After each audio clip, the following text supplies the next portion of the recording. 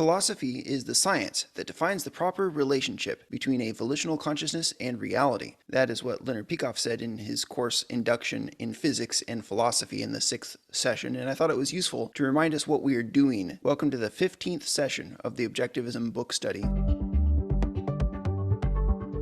We're reading Leonard Peikoff's book, Objectivism, the Philosophy of Ayn Rand. We are discussing this book as Christians. This is the chapter now on reason. We are starting on page 152, Reason. We're going to work from 152 through 158 today. Some of the topics are an introduction to reason and then emotions as a product of ideas. What we get in this section is the outworking of the epistemology that we have already seen in this book, some of the corollaries of what has already been said. In last week's session, I mentioned that we're moving now toward the topic of Ayn Rand's theory of ethics. But before we can even get there, there's just a couple of implications of what has been said. For example, on the psychological aspects of what has been said, we have so far dealt with what are concepts. How do they work? But now we're zooming backward. Instead of talking about concepts, we're talking about how do we live as human beings with concepts. And so that is, we must commit to live by reason. We must commit to live by the guidance of what we have learned from our observations and our conceptualizations. That human choice to live in light of your observations and your conceptualizations, that is the choice to be rational, reasonable. And that's what we're doing here, is we're looking at the psychological aspect of living according to reason. And this is the pivot point where we're moving from epistemology to ethics. In Ayn Rand's ethical theory, the choice to live by reason, that psychological choice, is the basis of all ethics. It's the basis of all morality. So that's why we have this chapter here. Within this chapter, we're also going to look at the question of emotions. How do reason and emotions relate? And then as Christians, we're going to want to ask, okay, so how does faith relate to reason? Or how does God's revelation relate to reason? These are topics that Peikoff doesn't discuss in the same way that we would. We would disagree with him, but we're going to discuss it. And then you move through the chapter and there's also some material on a concept called the arbitrary. What happens when you just posit something as being true, but you don't offer reasons for it? There's other material later on in this chapter that talks about the idea of certainty, the status of knowledge, especially of higher level abstractions. How do you become certain about a proposition? These kinds of things. So we'll get to that in the coming weeks. We have several weeks on this chapter. So I found this chapter to be one of the most practical as far as just giving you guidance on how to live your life as a reasonable person. And it's not nearly as challenging, to me at least, as some of the previous material, but there will be a lot of chances for us to interact with Peikoff's atheist view and to say, well, as Christians, I qualify or I agree or I disagree. To understand Ayn Rand's morality, we need this understanding of reason. And Peikoff is pointing out, not only do we need an understanding of this concept of reason, but we also need a concept of the entity that possesses it, man. So that's the direction that we're going, this chapter on reason, and then the following chapter on man. So it's 3 weeks on reason, and it's going to be 2 weeks on man, to give you an idea. And then after that, finally we move into talking about the good, and that's chapter 7. The good is where we begin to talk about the theory of value, and then we get eventually into the theory of the different virtues. This present chapter, Reason, it's about how man can use his mind and avoid abusing his mind. So that's where we're going in this chapter. Once we understand reason, and once we understand man, then we'll be in a position to talk about value on a philosophical level. But here we get from what knowledge is to how to live based on knowledge, how to be rational, how to follow reason. We open up on the middle of page 152. Peikoff writes, "The whole of objectivism amounts to the injunction, follow reason." But this formulation offers little guidance. Anybody could say, be reasonable. And in fact, there's hardly anybody in the history of serious thought that would say, we should be non-reasonable. Usually people pay lip service to reason. But the question that we're looking at here is, what does being reasonable consist of, and what is Rand and Peikoff's specific approach to this issue? And their approach is to say, well, we need to understand what the roots of the idea of reason are. One must first grasp its hierarchical roots, Peikoff writes. And these are what we have been studying at length in the theory of concepts. A couple of key formulations here. Reason, in Ayn Rand's definition, is the faculty that identifies and integrates the material provided by man's senses. So when we speak of reason as objectivists, or as fans of objectivism that take it seriously, this is what I mean, this is what Ayn Rand means. Doesn't mean your imagination, imagining what couldn't possibly contradict itself, imagining an internally cohesive circle. That's not reason. Reason means the faculty that identifies and integrates the material provided by man's senses. So it has to be pulling material from observation. It has to be a foundationalist approach to knowledge, and it has to be a correspondence theory of knowledge, rather than an anti-foundational or a coherentist theory of knowledge.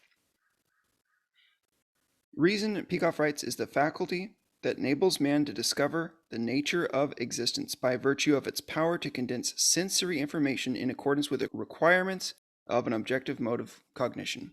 And that's summarizing everything that we've done in the last several weeks. He also says, you could phrase it a different way. Reason is the faculty that organizes perceptual units in conceptual terms by following the principles of logic. So reason is the faculty that we have that takes what we have perceived and that organizes it by the rules of logic. And the logic would just be the principles of how we must organize things, if we are going to organize them all without making ourselves into liars. At the bottom of this page, is reason so defined a valid means of cognition? Does it bring man knowledge of reality? The question reduces to, are the senses valid? Are concepts valid? Is logic valid? Senses, concepts, logic. Peikoff writes, to these questions, the answer has already been given. Reason is the faculty which begins with facts, sensory data, which organizes these data in accordance with facts, the mathematical relationships among the concretes, and which, guided at each step by rules that rest on the fundamental fact, the law of identity, the rules require that each cognition be reduced back to the facts one started with. And then he points out, when we say reason, we're talking about the existence-oriented faculty. So if somebody says, why should I accept reason? They might as well be asking, why should I accept reality? And Peikoff writes, the answer is that existence exists and only existence exists. He points out, quote, one cannot seek a proof that reason is reliable because reason is the faculty of proof. Remember, one cannot seek a proof. That doesn't mean you can't seek a validation. One cannot seek a deductive proof that reason is reliable because reason is the faculty of proof.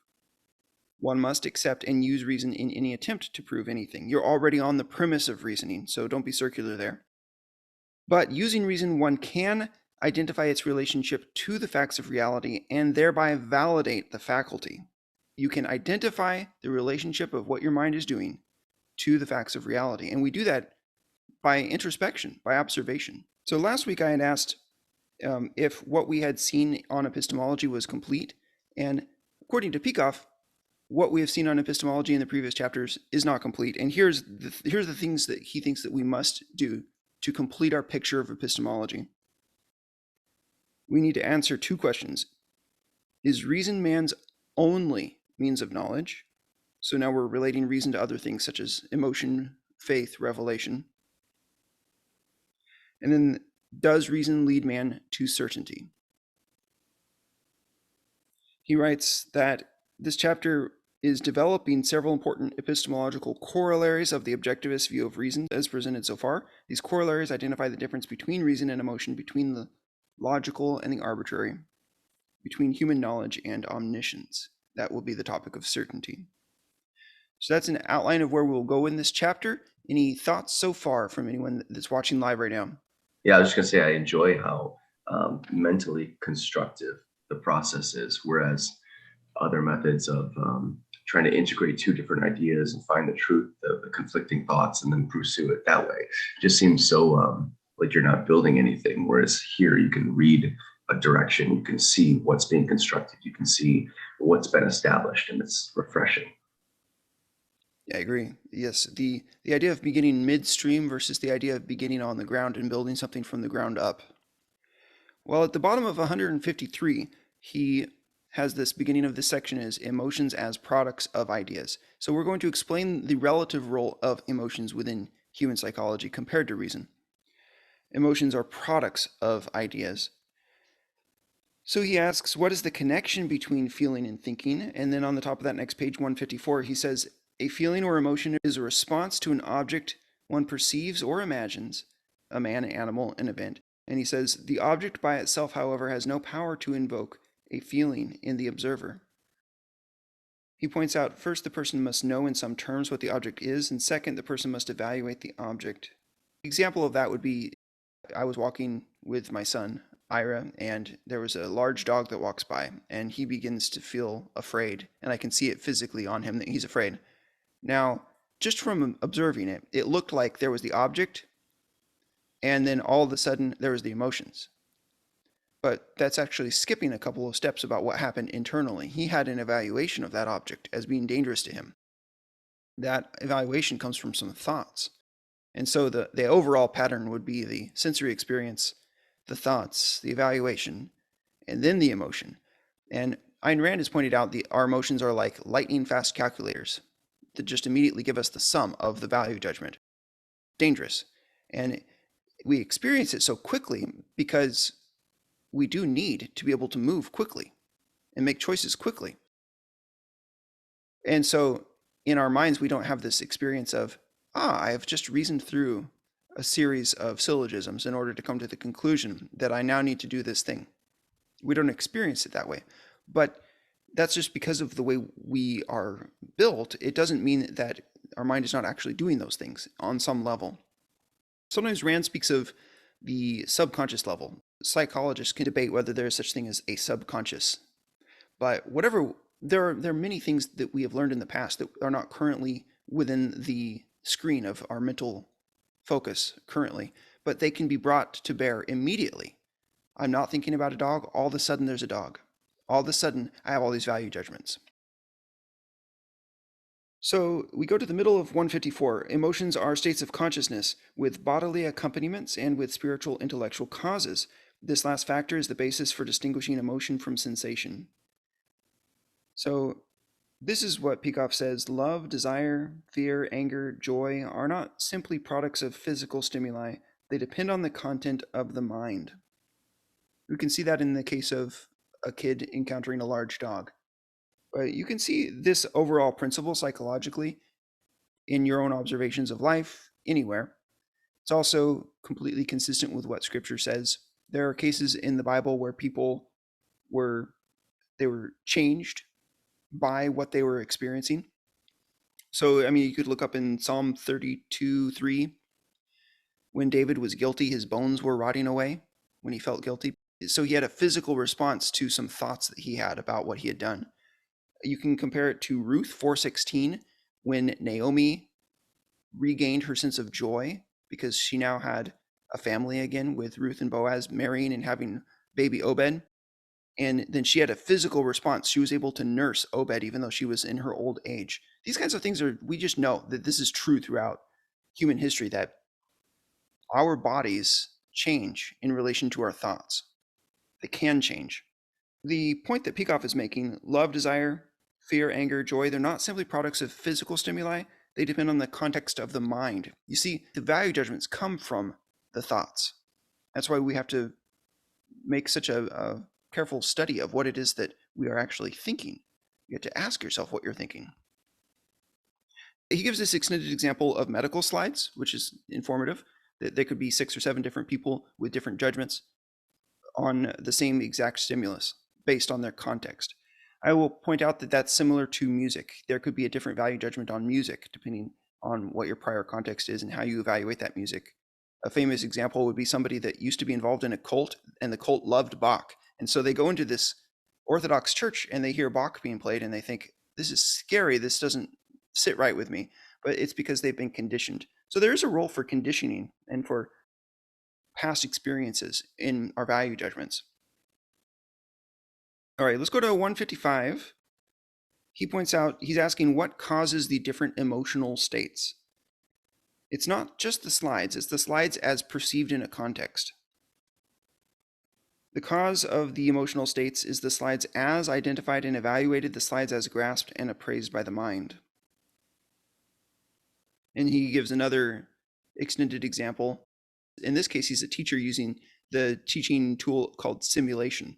In simulation, you put your students in a situation where they're surprised, and then you see how they respond. So he gives them test booklets, and they all get nervous. And then he asks them, can you tell me how and why you got nervous and why the people that were just auditing the class didn't? And it turns out that there is this very clear pattern. Perception leads to identification, leads to evaluation, leads to response. And in this case, they were worried about getting a bad grade. That was an identification, not simply an emotional response.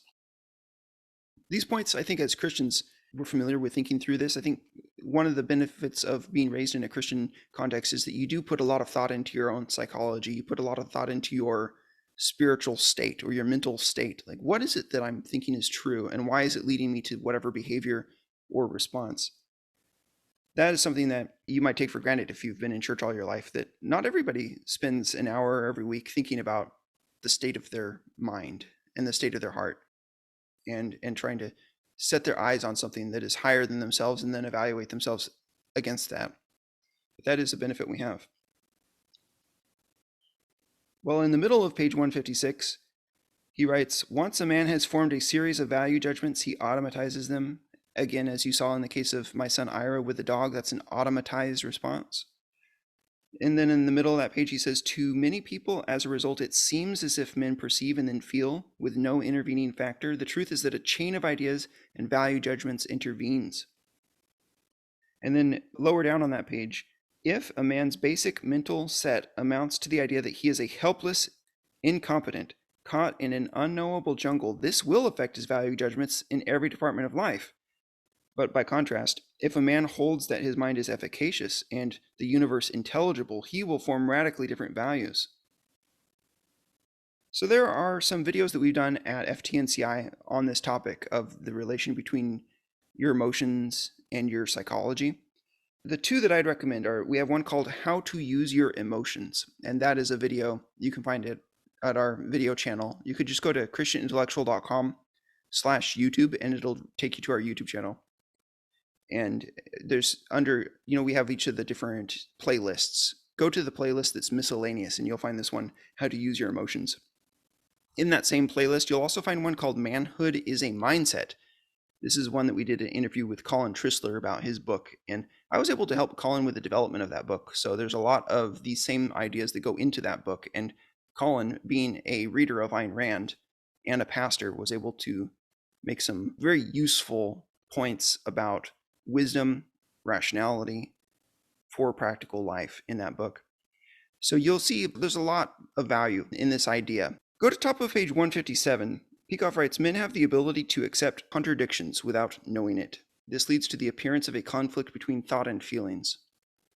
He gives his example of somebody that doesn't like their mother because their mother's been cruel to them, but they've also been raised to think that they have a duty to love their mother and so on.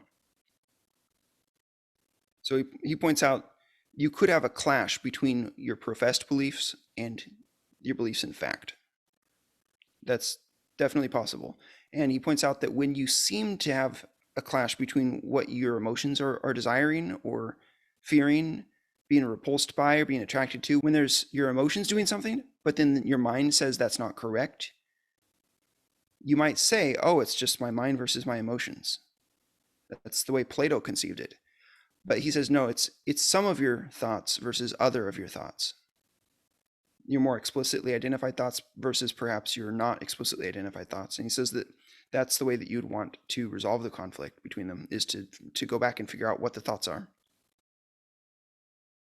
At the bottom of that page, emotions are not inexplicable demons, though they become that if a man holds contradictions and does not identify his ideas explicitly. And he says, strictly speaking, a clash between thought and feeling is a misnomer. Every such clash is at root an ideational clash. Now that's going to have implications as we read this as Christians, because within Christianity, one of the topics that comes up a lot is sin, the temptation to sin, the wicked desires of our hearts. Peikoff would not agree with us on these points, but as Christians, we believe that being attracted to somebody of your same gender is inappropriate, that it is a wicked desire. And so we could say it's a sinful desire. And the Bible talks a lot about sinful desires. So can you morally evaluate a desire? Objectivism has some things to say about this topic. They would say that you really ought to be evaluating the judgments. You ought to be evaluating the thoughts. But nevertheless, you could say that, let's say I woke up one day with a desire to torture puppies, just because that's a crazy example. They would say that that's an inappropriate desire that comes from a wicked thought or a wicked value judgment. The judgment being that this is the kind of thing that's suitable for a human being to do to an animal, to torture a puppy or something. But I have found this in my relationships personally, in talking to people that are struggling with emotional issues, that one of the things to help them work through it is to say, there's your emotion, and then there's the thoughts that led to that emotion. And let's not judge the emotion right now. We could say it's inappropriate, but we're not going to say the emotion itself is the thing we need to focus on judging. We're going to focus on the thoughts, the evaluations. Those are the things that you can actually judge as either true or false. You can't judge an emotion as true or false because the emotion is the result of the judgment that was true or false. I point this out just because it could help you solve a lot of problems. If you'll stop judging your emotions and you'll start judging your judgments, and then just point out the emotions are whatever they are. They can be appropriate or not appropriate. And in fact, they can be based on thoughts that are either good or evil. But that's a helpful framework. So if you're talking to somebody who has same-sex attraction and you're trying to help them understand what's going on there, you can say, that's a wicked desire. Yeah, you can say that, but you have to point out that it's the judgment that says, I can remake myself to be something different from what God made me to be. That's the conviction or the judgment that needs to be challenged. It's a false idea. I mean, the feelings, they follow from the thoughts. And it's that idea that you could remake yourself, that you're not what God made you. That's where we really need to fight the battle. Any reactions to that or developments on that before we move forward? In addition to it being good to realize there are thoughts that need to be addressed rather than just feelings, like the thought that you can remake yourself or that you can go against God's design.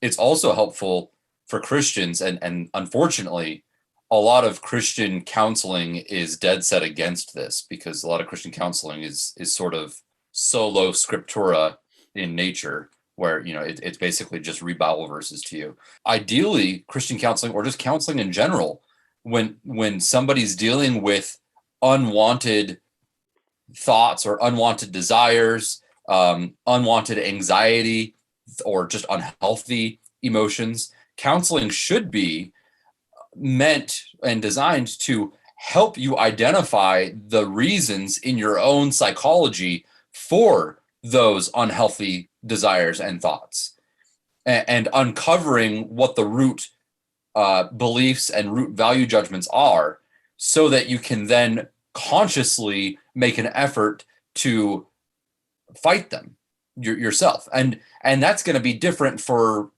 probably every individual to some degree or another. And this isn't just about same-sex attraction. This is just anything. If you are prone to anger in ways that is irrational and sinful, and the goal of counseling, whether it's just you counseling yourself through independent reflection, or you speaking with a pastor or a professional counselor or whatever the case is, or even just a brother, the goal should be trying to identify what beliefs and value judgments have led you to that unhealthy mindset, so that you can then consciously make an effort of identifying it and then actively fighting against it, actively arguing with yourself.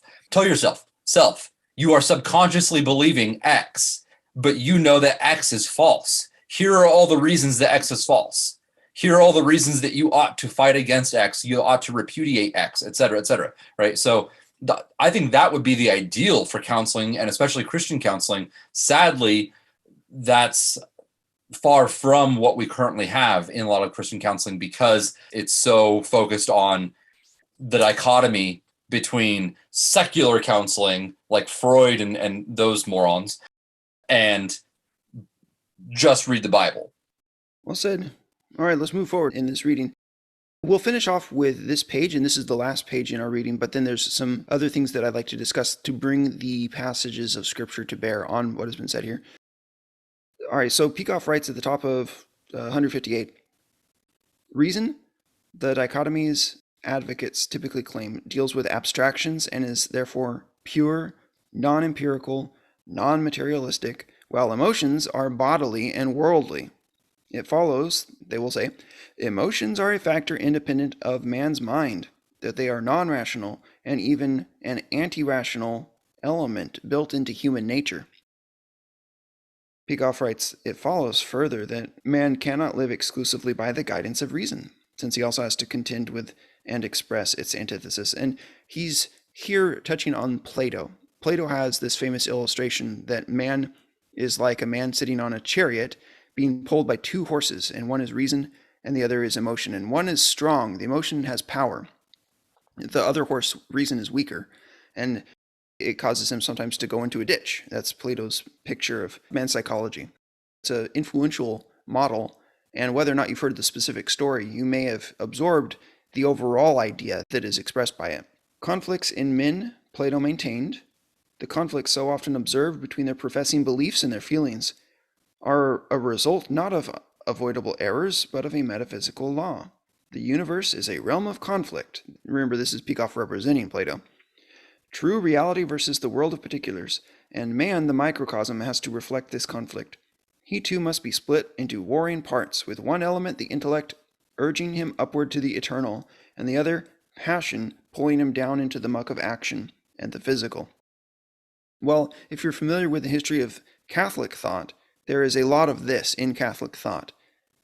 I think that this is probably owing to Augustine and the Platonic philosophy of Augustine. He worked hard to create a synthesis between Plato's ideas and Christianity, and he succeeded, and that has influenced Christianity in some ways for the better, in some ways for the worst, throughout history. But the overall point that I would take away as a Christian from this is that Christians often lack a philosophy for living on earth, or a theology for living on earth. One of the goals that we have at For the New Christian Intellectual has, from the beginning, been, let's present Christians with a theology and philosophy for living on earth. Not to say that we only believe in earth the way the Objectivists do, but we believe that earth is good, that life on earth is good, and that we should be seeking to thrive on earth. And if your philosophy doesn't provide that, you have to ask yourself, well, why not?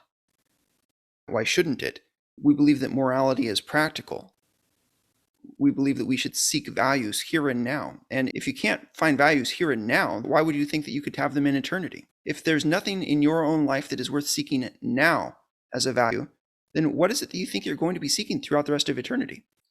It's important, let me interject. It's important to remember that eternity is going to be a resurrected physical existence on a physical earth, in a physical world. So in terms of materiality versus spirituality, there's no fundamental difference between the here and now and the hereafter, so to speak. So I think a lot of times the tendency for Christians to downplay life on earth and practicality and physicality and materiality comes from that Gnostic notion that heaven is going to be us as floating spirits on clouds playing harps or whatever the case is. No, we're going to have physical bodies. I think we're going to work. I think it's going to be a capitalist paradise, a material capitalist paradise. And Rand's philosophy was explicitly a philosophy for living on earth. And we'll see in the remaining part of this book just exactly how she shows us ideas on how we can do that. It's interesting. It reminds me of the book of Proverbs. The book of Proverbs is a book for how to live on earth. And you'll see it in the wisdom literature in general, Ecclesiastes and Psalms as well. There has been within Christian thought, because of this, because people like C.S. Lewis were influenced so much by Plato and Augustine. C.S. Lewis, if you had asked him, what's your least favorite book of the Bible? He'd have immediately said Proverbs, because it was just too this worldly for somebody like C.S. Lewis. It reminded him of just a dervish in the desert sitting there giving guidance to the young lads about how they can get more rich. And he thought, oh, that's somehow lower than the other kinds of less practical considerations, spiritual values, as opposed to material, physical values, how to have a good life and prosper. This negative feeling towards prosperity, it's what's led to the overreaction in evangelical Christianity of, no, we should only think about prosperity. And you get the prosperity gospel from that. But you can see how confusions usually lead to these divergent movements. We are advocates neither of the prosperity gospel nor the poverty gospel. We should just be advocates of the transforming power of the gospel to make our lives better in the future and now. We believe in all of those things. So that's Rand's perspective is similar to the book of Proverbs. And actually, I'll pull up some of the passages that I identified this week from Proverbs that I thought would be helpful. This is in Proverbs 8, and it talks about the role of wisdom. And how many of the things that the book of Proverbs says about wisdom could we apply to this idea of rationality that we're looking at in this chapter? Wisdom, rationality, are they related? So I'll read Proverbs 8, 1 through 6, and 35 through 36. Does not wisdom call? Does not understanding raise her voice? On the heights, beside the way, at the crossroads, she takes her stand. Beside the gates in front of the town, at the entrance of the portals, she cries aloud, to you, O men, I call, and my cry is to the children of man. O simple ones, learn prudence. O fools, learn sense. Hear, for I will speak noble things, and from my lips will come what is right. Starting at 35. For whoever finds me finds life and obtains favor from the Lord. But he who fails to find me injures himself, and all who hate me love death. Now, does the writer of this chapter in the book of Proverbs believe in a dichotomy between what is moral and what is practical? No, not in light of this. All who hate wisdom love death. He thinks that wisdom, morality, practicality, life, that they all come together.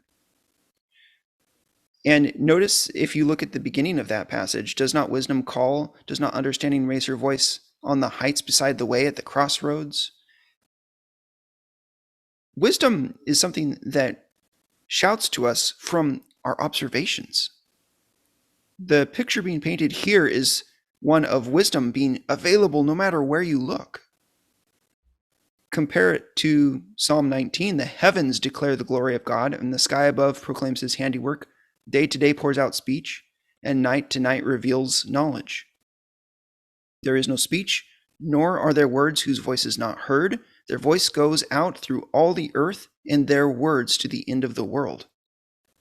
This is a consistent pattern in the Bible. This is a biblical doctrine that there has been general revelation.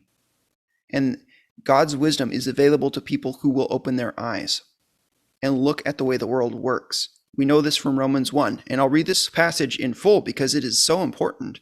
And it is being twisted and lied about by Christians, even this week on Twitter I've seen. It's been lied about for 100 years.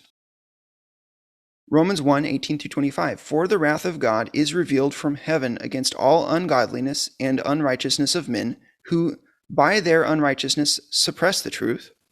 For what can be known about God is plain to them, because God has shown it to them. Notice the language here of observation. God has shown it to them. Verse 20, for his invisible attributes, namely his eternal power and divine nature, have been clearly perceived ever since the creation of the world, in the things that have been made. In the things that have been made. So they are without excuse. Verse 21, for although they knew God, they did not honor him as God or give thanks to him, but they became futile in their thinking. Notice they became futile. Their foolish hearts were darkened. Verse 22, claiming to be wise, they became fools. Verse 23, and exchanged the glory of the immortal God for images resembling mortal man and birds and animals and creeping things. Verse 24, therefore God gave them up in the lust of their hearts to impurity, to the dishonoring of their bodies among themselves. Verse 25, because they exchanged the truth about God for a lie, and worshipped and served the creature rather than the Creator, who is blessed forever. Amen. Verse 25 says they exchanged the truth, which means they had the truth. Verse 21 says, although they knew God, which means they knew God. Verse 20 says that God's attributes, his eternal power, his divine nature, have been clearly perceived, which means they have been clearly perceived. Verse 18, for the wrath of God is revealed. It has been revealed. And God expects us to use our reason. Isaiah 1:18, come now, let us reason together. Luke 12:54, you see the cloud rising in the west. He says, you hypocrites, you know how to interpret the appearance of the earth and the sky, but why do you not know how to interpret the present time? It's because you do know how to interpret it and you chose not to, that you are morally judged. It's because you have access to the truth and because you chose to turn away. You became willingly ignorant that you are morally condemned. It's a choice. It's on the basis of a choice that you are condemned. Why do you not judge for yourselves what is right? Luke 12:57. Could any Ventilian say that? Or would they say that to even judge what's true and what's right would be to put yourself on the throne of judgment against God? So I have a polemic I'm offering here against these Ventilians who don't integrate what the Bible is saying logically, but deny it at every turn. And my problem with this is that the Bible calls us to be wise. The Bible calls us to be reasonable. And then when we fail to be wise and reasonable, it says that's the basis. It's your choice. You chose not to do those things. Wisdom was calling in the streets and you chose to not listen to it. It's on the basis of your choice not to listen to it that you are judged. This is the reason why we are judged. And so if you get this wrong, then you're going to have a confusion right at the very base of the gospel story. We know that God is holy, that we are sinful because we have not loved the truth. We've loved evil instead. That's the basis of our condemnation. And if you get that basis wrong, then you're going to have a problem with understanding what it is that God is calling people to do. He's calling people to judge what is right for themselves. And that's what we, as we preach the gospel, as we evangelize, as we teach, what we need to be telling people to do. Judge for yourselves what is right. Choose you this day whom you will serve. It's throughout the Bible. And what's the basis of that choice? If God really is truly God, then serve him. And I set before you life and blessings. So you see there's a relationship here between the epistemological problems within mainstream evangelical Christianity, throwing out reason, and then also the moral problem, where we're going to get to in our reading, where they throw out selfishness. I set before you life and blessings. Make the reasonable choice. That is what the Old Testament says over and over and over again. And so this idea that we see in this chapter of appealing to reason, if Christians were to take it seriously, it would help them drop all of these horrible ideas they have about pathological altruism and about fideism. It's the answer. Taking reason seriously. And it's been in the Bible right there in front of us the whole time. Take reason seriously. Use it as your method of finding out what's true and false. Okay, any thoughts on that before we move forward? Peikoff writes that Plato is the West's most influential advocate of the reason-emotion dichotomy. He says this issue is wider than Platonism, though. As we saw in the last chapter, the cause is basically epistemological, not metaphysical. If, in any form, intrinsicist or subjectivist, a thinker detaches the mind from reality, detaches concepts from percepts, then he can hardly avoid a whole brood of artificial clashes, including a clash between the faculty that functions by means of concepts, reason, and the faculty that responds to percepts, emotions.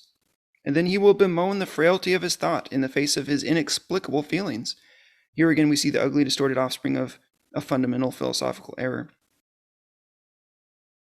So thus the helplessness that so many Christians have. So many Christians, pastors, people that are influential in ministry, that are active in ministry, will say that Christianity is full of paradoxes that we cannot ever understand.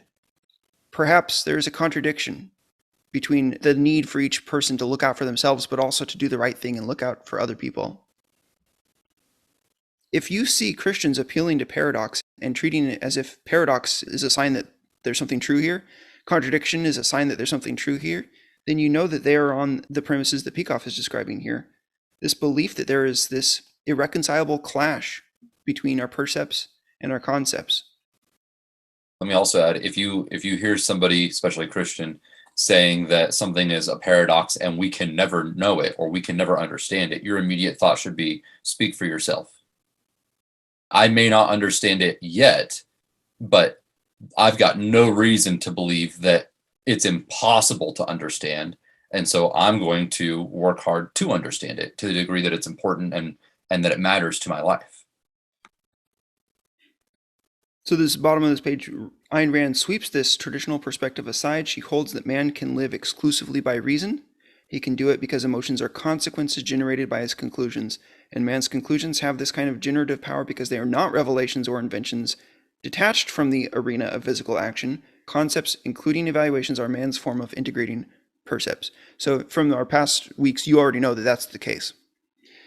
And here they're going to derogate revelation. And so whenever they do, I'm going to have comments about that, but I'm going to point out that I don't believe in the divine boon theory of knowledge. And if that's what they're criticizing when they speak of revelation, then I would also criticize that same thing. There's some points I want to make about Rand's theory of upholding reason. She speaks of the absolutism of reason. Here in this section, Peikoff wrote that we can live exclusively by reason. There are some misunderstandings of what that idea means. Does it mean that we should be repressing our emotions? No. Something that I've noticed, if you ever watch an interview of Ayn Rand on TV, she'll be very emotional. She's an extraordinarily emotional person. I think part of that was cultural. I think that it's more acceptable in some cultures to be negative in your emotions or to be strong in your emotions and to just wear it on your face. She came from Russia. Russians that moved to the United States think that Americans are all liars because they all smile too much. And they think, that's fake. Why are you smiling so much? But of course, if you came from Russia, you'd have less to smile about historically. I think that about many pastors. Oh, yeah. I mean, it's manipulative. It's constantly the plastered smile where it just stays the same no matter what they're doing or saying, or it's always just the exact same expression. It's nauseating. It comes out in their speech patterns as well, and in the fact that they treat everybody with extraordinary charitableness to the point where you realize that they don't believe what they're saying. Oh, brother this, oh, brother that. Rand does not believe in repressing emotions. And in fact, in some forums online, I remember watching people criticize Rand because she was so emotional in her means of expression. And somebody looked at that and they said, here she is claiming that she follows reason, but look how emotional she's being. That's ridiculous. And I remember just thinking, okay, so you have a faulty conception here. You think that because she advocates following reason, that therefore you should excise emotion. That's not her position. She thinks that you should be extraordinarily emotional and extraordinarily reasonable. And that reveals that the person making that criticism, which is also most people, they use their emotions as a method of evaluation, as a guide. So in their minds, whenever you're being emotional, you're necessarily going to be acting on those emotions rather than reason. As if you had to choose one or the other. Exactly. You're operating only on emotion or you're operating only on reason. Yes, and this is, you see this like with Star Wars, Spock being, Star Trek. Or honestly, I'm a little proud of that. I'm a little proud. I didn't even do that on purpose, but I'm kind of proud that I did it. In Star Trek with Spock, he's always, he's supposed to be emotionless because he's logical, as if you have to choose one or the other. And Rand is saying, and we're agreeing with her here, no, you should be rational and reasonable throughout your life, especially when you're thinking and forming things on your own, so that you have rational and reality-oriented emotional responses to things. And when you know that you have formed rational value judgments, you can more freely express the emotional feelings that you have in a moment, right? If I'm encountering something, having a strong emotional reaction to it, but I know that I haven't thought very carefully about the issue, I should rightly try to reserve my emotional reaction. I should rightly try to rein it in, right? But if if it's a situation where I know, I'm confident, I've thought through every contingent possibility regarding this situation, I've thought through every implication, I've done my due diligence on this issue, I'm confident that my emotional reaction is accurate and godly and righteous, well, then I ought not to restrain it. I ought to feel it fully. And it's a good thing. I should not enjoy it, right? You don't enjoy a negative emotion, but you should be able to feel it fully and express it fully, knowing that you've thought through all the implications and that it's a rational value judgment. So, and I think that's the problem. Like we're saying here, a lot of people, they just haven't done that work, and they don't feel confident that they know what they're thinking, they know what they're feeling and why they're feeling it.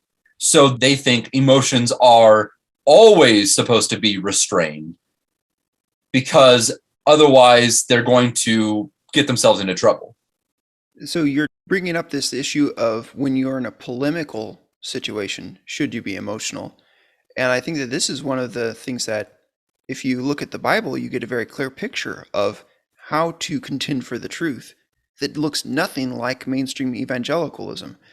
Like, for instance, back with the recent Ed Litton plagiarism scandal, did you notice that the way that people responded, if they were evangelical institutional leaders, was to say something like Jason Allen did at Midwestern Baptist Theological Seminary? He goes on Twitter and says it was something like, it's unacceptable to be plagiarizing sermons. And it was just making a point, but he doesn't mention Ed Litton. He doesn't say Ed Litton needs to stand down. He needs to resign from his position as the SBC president. He didn't say this is contemptible, this should anger all of us. It was just, this is my position. And that was like the boldest, bravest thing that came out of any of the seminary presidents. Meanwhile, you have Adam Greenway over at Southwestern, the seminary that Jacob graduated from, humiliating his whole seminary by having Litton come and saying, tell us about what happened, and soft pedaling the whole thing. The point that I'm making is none of these people were willing to be polemical. The time to be polemical was upon them. They all hid, for one reason or another, behind this fake, emotionless facade, this fake, overly charitable facade.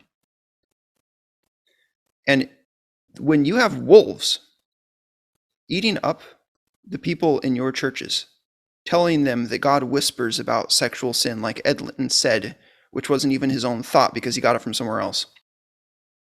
When you have that, righteous indignation should rise up in your heart with emotion and with rationality and with conviction. You should say, that's unacceptable, get out. And you should make sure that people know that you're angry. Because if you're not angry, or if you don't show that you're angry, then you're not corresponding to the facts, and you are not honestly conveying the weight of the facts. Jacob has written about this in past articles, and we even did a podcast about the weight, the great responsibility and the moral weight of polemics. And we have to put that weight into our words. Otherwise, we are lying about the truth. This is also, it's true for any kind of communication. Don't undermine the truth of what you're saying when you speak to somebody about the truth of the gospel. Don't undermine it by making a joke about it the way the Babylon Bee guys did. Like, what in the world was that? They lied about the importance of the things of God and eternal matters. They lied by the tone that they took because they were not willing to get uncomfortable. That gives us some ideas about how emotions and reason must relate. You can be on the premise of reason and be highly emotional. Some passages that show us the connection between reason and emotion in Scripture. Matthew 6:21. For where your treasure is, there your heart will be also. So psychologically, what the Bible is saying about the relationship between your heart and your evaluation of where what you chose to consider your treasure, that's exactly consonant with what Rand is saying here. Where your treasure is, there your heart will be also. You make a choice and identification, and then your emotions will follow from it. And that's why it's so important that we keep our heart with all vigilance. for from it flow the springs of life, says Proverbs 4:23.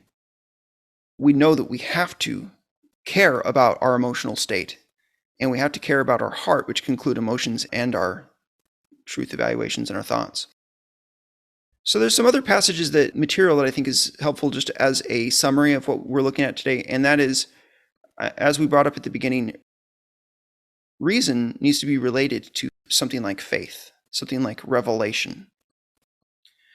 So what is faith? Faith is believing that God has spoken, believing God's promises, especially believing them over time in the face of temptation to stop believing them. So faith comes as the conclusion of a reasoning process. We read in the Bible that Abraham reasoned. And this is when he chose that he was going to obey God, when God told him to take Isaac to Mount Moriah. Abraham reasoned about who God was, and that is the act of faith that is the paradigm for us. Reasoning about who God is, that is faith. So it comes as a conclusion of a reasoning process. And this is not a novel interpretation. In the age of Cornelius Van Til and mainstream mindless Christianity, which are related, although not exactly the same, we may be tempted to forget that Christians throughout history have thought that reason and faith were related in the way I'm describing here. In chapter 16 of An Essay Concerning Human Understanding, John Locke says faith is an assent to God's spoken words. But he points out that we have to use reason to determine if it was indeed God who spoke. And we have to use reason to interpret and to understand the message. So let me quote Locke. He says, "Faith is a settled and sure principle of assent and assurance, and leaves no matter of room for doubt or hesitation.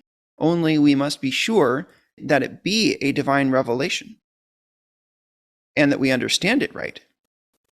Else we shall expose ourselves to all the extravagancy of enthusiasm, and all the error of wrong principles, if we have faith and assurance in what is not divine revelation.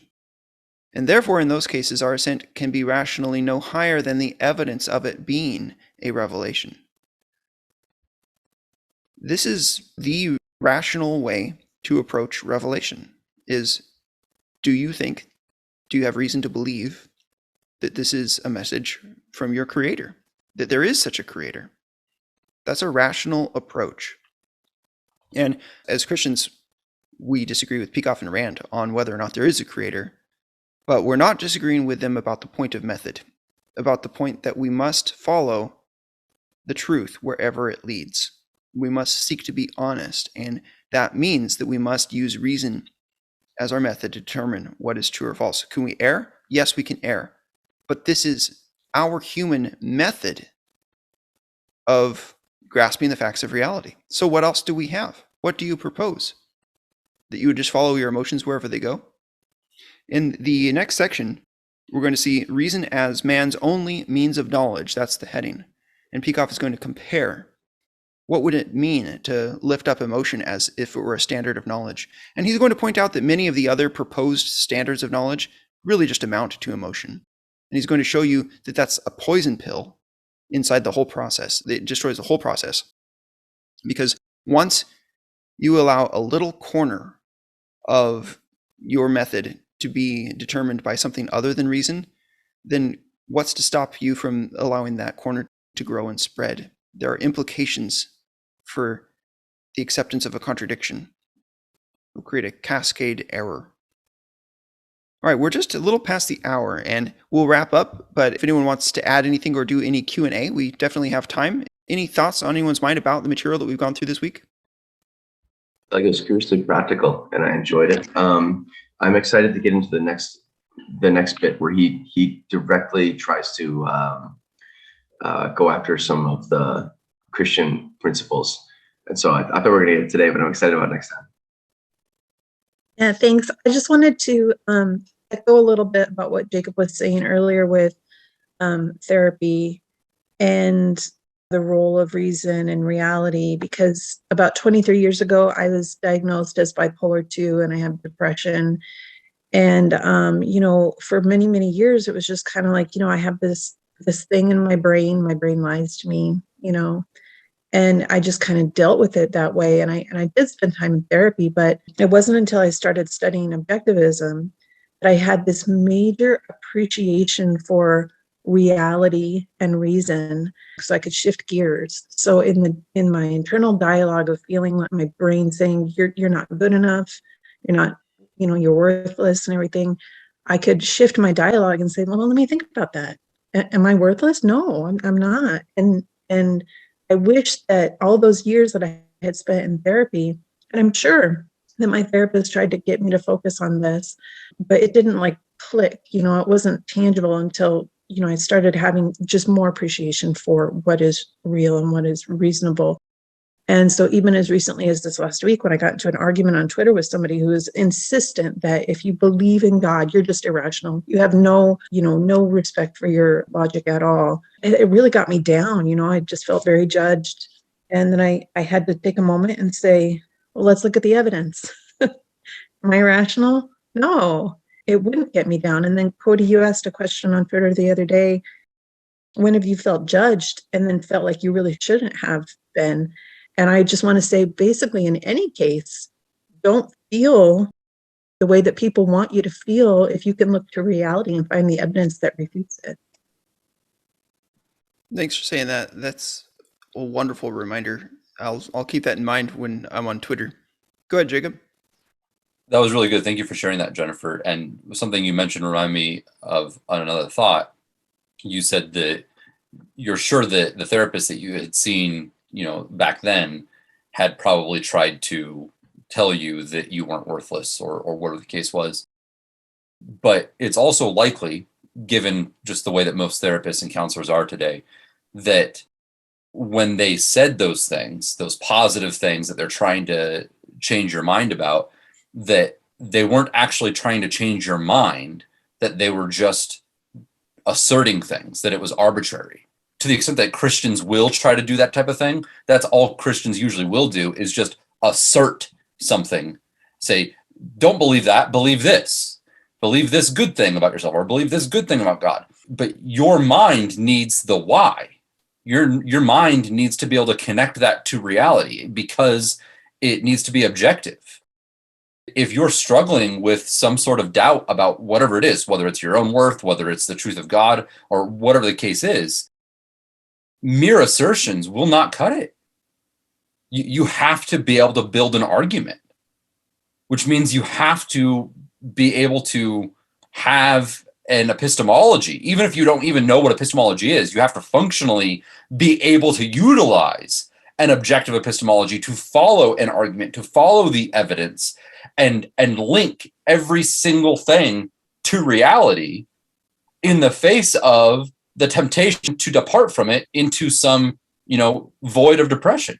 The more you develop the muscles of an objective epistemology, of building those links and being able to identify and solidify them and trace them back to reality, the more immune you will become to those types of things, whether it's depression or mania or any other pathology like that. Unfortunately, that's what a lot of well-intentioned people don't understand when they try to just give you the assertion that you do need to build up to, but it needs to be built up to from reality. It needs to be changed to reality. Otherwise, it's just going to be, one arbitrary assertion versus another, and there's no reason to accept one over the other.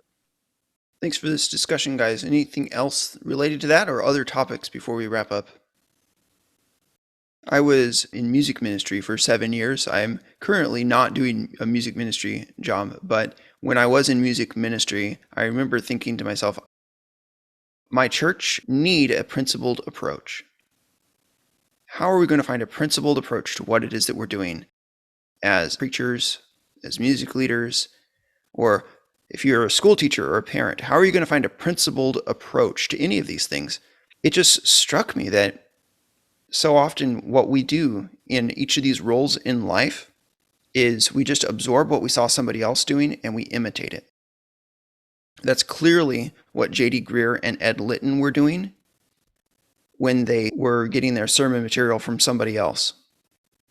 Perhaps a docent research group or whoever, we don't know all the facts.